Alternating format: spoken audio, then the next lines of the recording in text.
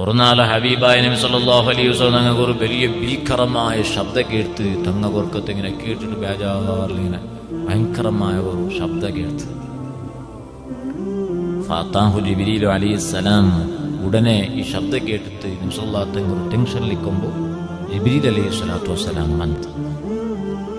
ഫഖാല റസൂലുള്ളാഹി സ്വല്ലല്ലാഹു അലൈഹി വസല്ലം മാ ഹാദാ സൗതു യാ ജിബ്രീൽ, ഇതെന്തൊരു ജിബ്രീൽ, ഇപ്പോൾ ശബ്ദം കേട്ടല്ല വല്ലാത്ത ഭീകരമായ ഒരു ശബ്ദം.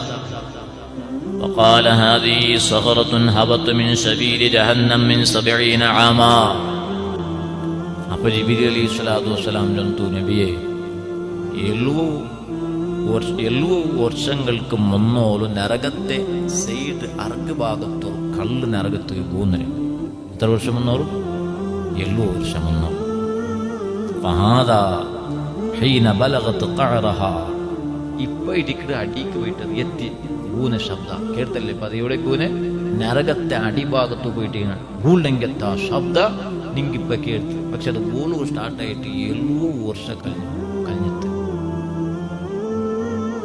ഒരു കല്ലിട്ടെങ്കിൽ കൂടെ ഗൂളു എത്ര ഗണ്ട വേണം? ഗണ്ട വേണം. ഒരു കെന്ത് ഒരു കല്ലിട്ടെങ്കിൽ എത്ര നിമിഷം വേണം? നിമിഷം വേണം.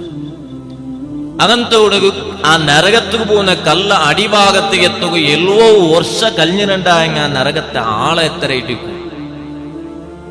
ആ ആളെ ഊഹിക്കുക അസാധ്യമായ കല്ലുണ്ടാകും. പിന്നെ ദിന്നത്തെ അവസ്ഥല്ലേ, വേറെ എന്തെങ്കിലും സ്പോഞ്ച് പോലെ എങ്കത്തവരല്ല, കല്ല് പോലെ അത് വേഗ പോയിട്ട് എത്ര എങ്കെത്തിയത് ഒരു പാത കല്ല് പോലത്തുണ്ടായിരുന്നു. അത്ര വില കല്ല് പോകുന്നത് 70 വർഷം കഴിഞ്ഞിട്ടായിരിക്കും അടിഭാഗത്ത് എത്തിയിട്ടുണ്ടെങ്കിൽ നരകത്തെ ആളെ എത്ര. ആ ആളത്തിലേറ്റിക്കൽ ലാനത്താകപ്പെട്ട ശൈത്താനുകളുടെ ശിക്ഷ, ആ ആളത്തിലേറ്റിക്കൽ മുനാഫിഖീങ്ങളായ ആൾമാർക്കുള്ള ശിക്ഷ അല്ലാഹു തആല കാക്കട്ടെ.